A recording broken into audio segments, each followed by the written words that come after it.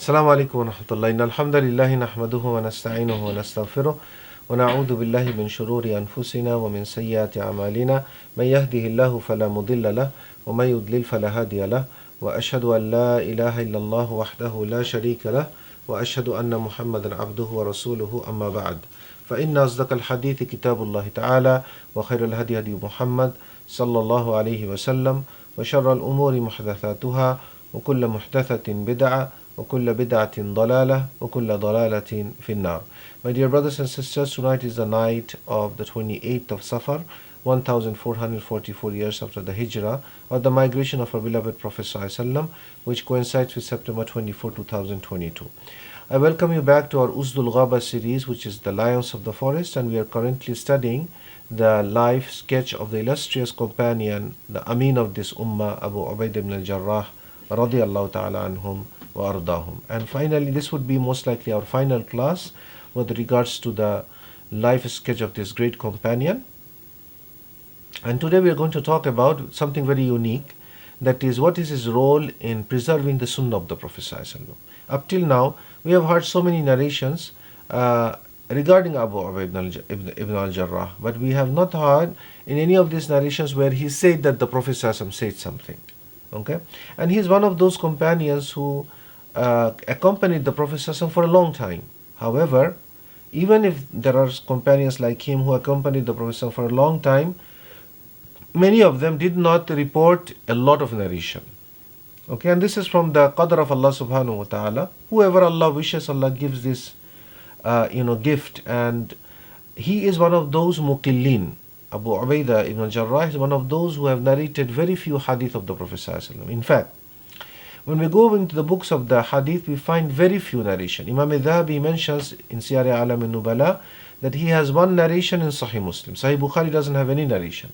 Sahih Muslim, only one narration that they reported on the authority of the Prophet ﷺ. However, I could not locate it, and I asked my teacher also, my Sheikh Hassan, and he also told me he does not know which this hadith is.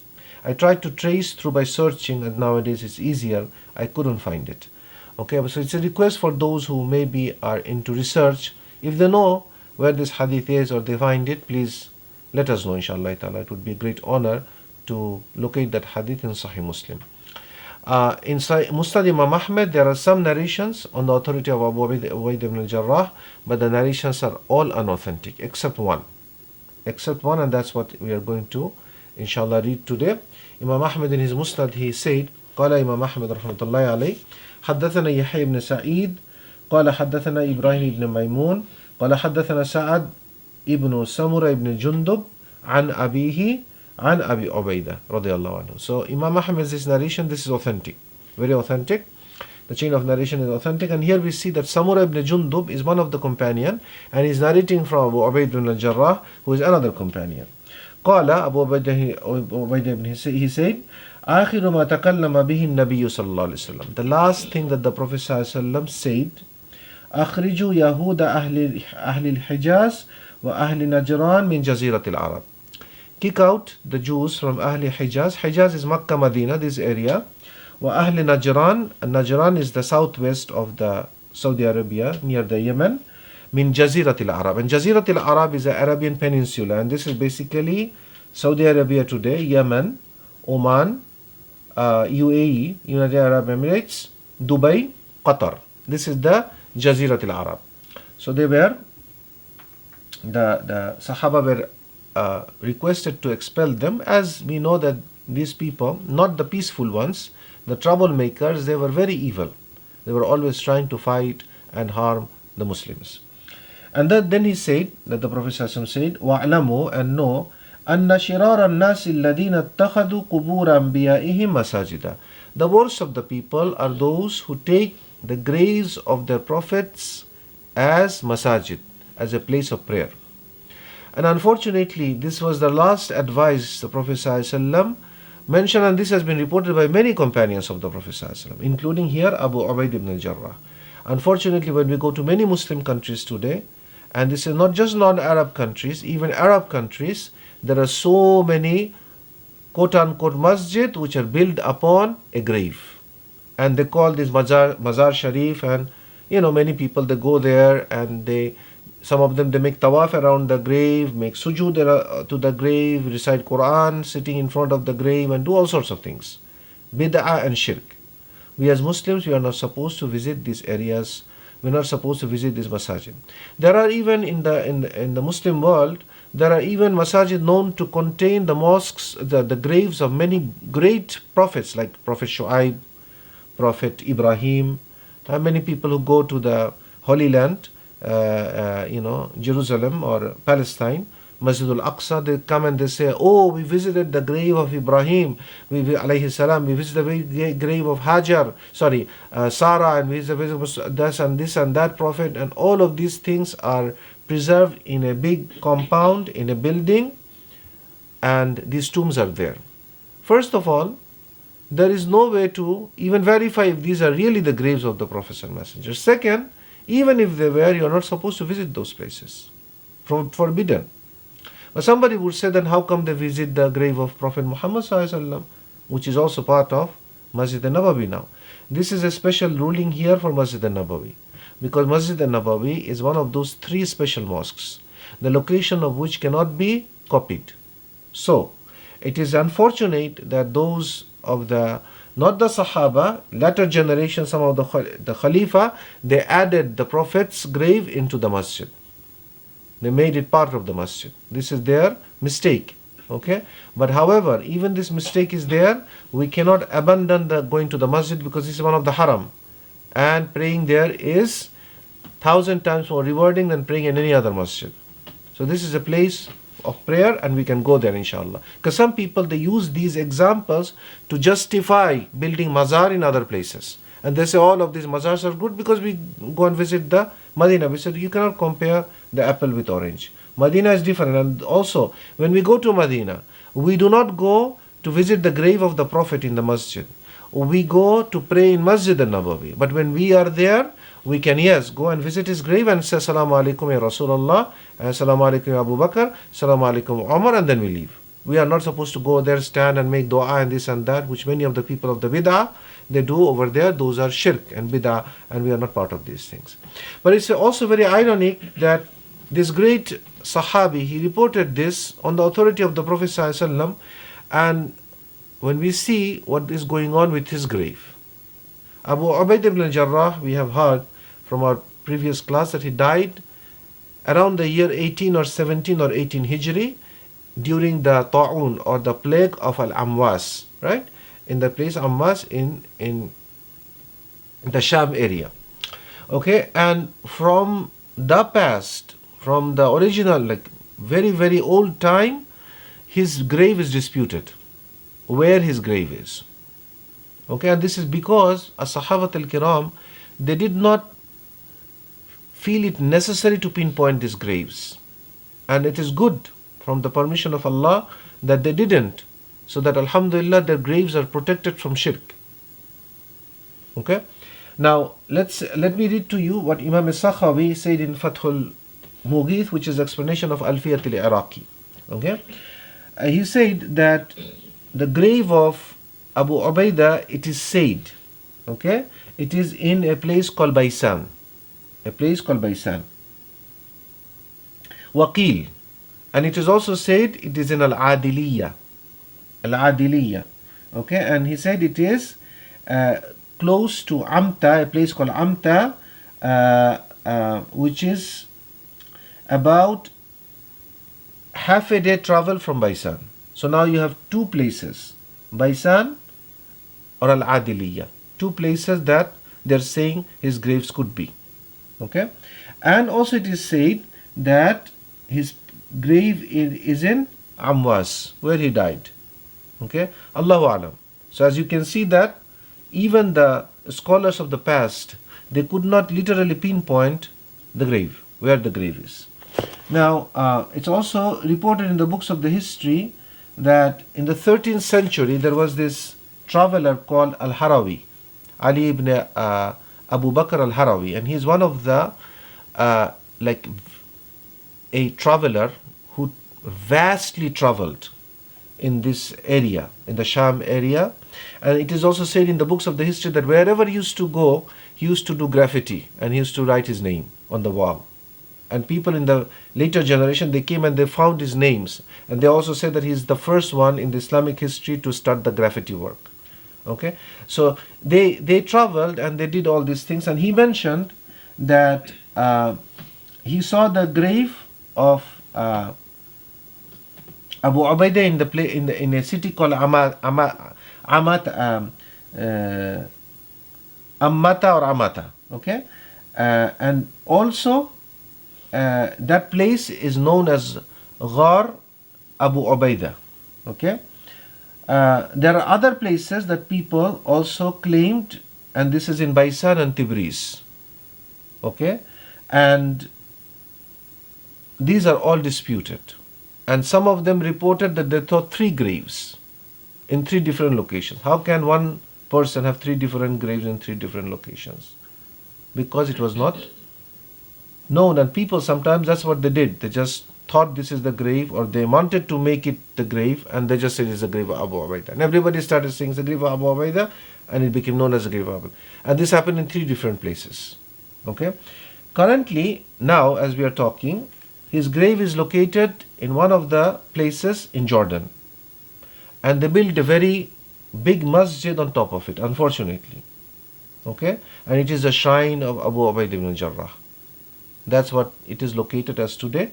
Is it really the grave of Abu Ubaydah ibn Jarrah? No idea. And it's also very funny that you will also find his shrine, Abu Ubaydah shrine, in Tajikistan. How did he end up his grave to be in Tajikistan? Well, listen to this.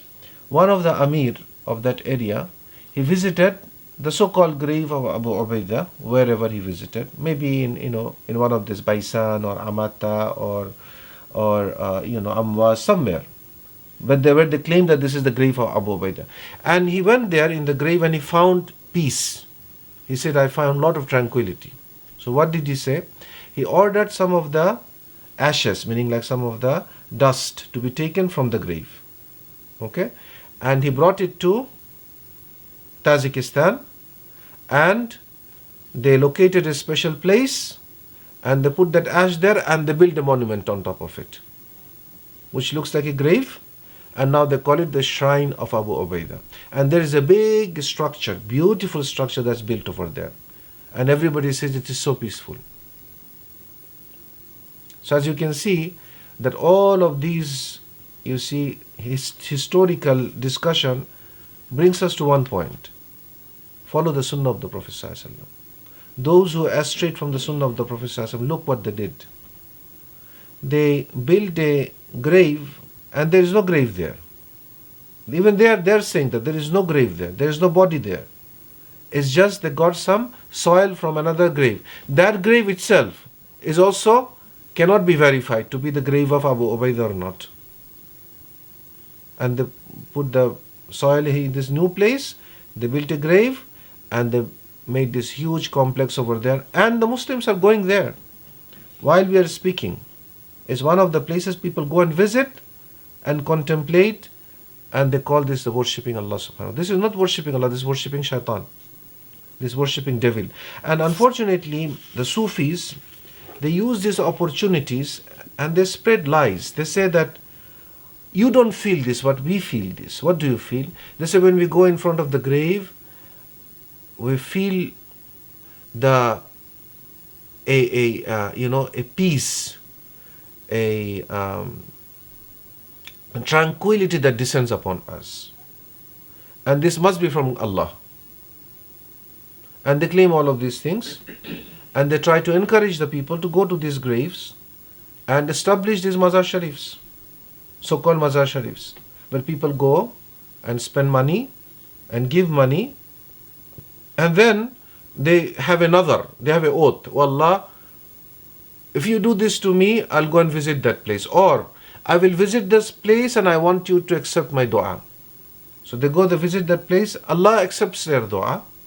Allah can give whoever whatever He wants. Allah gives them what they want. Okay? And they then associate these gifts from Allah to this grave. And they come back and they even vigorously teach this to their children, to their grandchildren, to their spouses, that see, All of these good things happened because we visited that grave and that Mazar Sharif, and I asked that in front of the awliya, and I sought cure, and the cure was given to me. Sometimes I attribute this to Allah, but through that connection. So that the devotion not only just goes to Allah, but also goes to the grave. And this is definitely shirk. Because many of these people, we have spoken to them, okay, and they're always saying, Allah is the one who cured me. But they're connecting the cure also to the grave. And we know that Allah doesn't like any association. There cannot be any partners. So unfortunately, when we do not learn the sunnah of the Prophet ﷺ, and we do not study the sunnah of the Prophet ﷺ, with the correct understanding, all of this shirk and the bid'ah that spreads. I ask Allah subhanahu wa ta'ala to forgive those and to guide them who have this kind of misunderstanding. And unfortunately, many people, they go to these different places and they come and they claim, I went and visited the grave. Like for example, a couple of months ago, somebody told me they visited Jordon.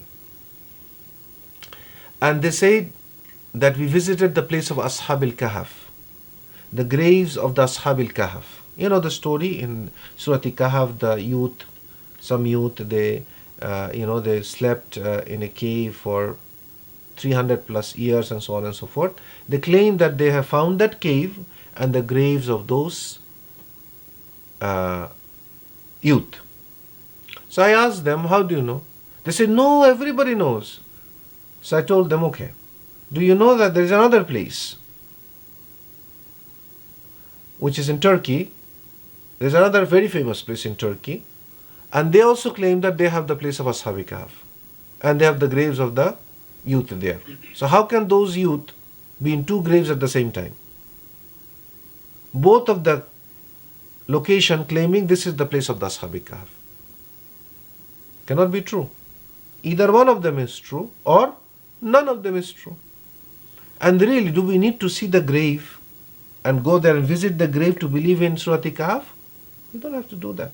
Did the Prophet ﷺ ask the companions to go and seek out the graves of the Ashab al-Kahf? As-Sahabat al-Kiram, did they do that? They did. If they didn't do it, we would know they do it. They never did these things.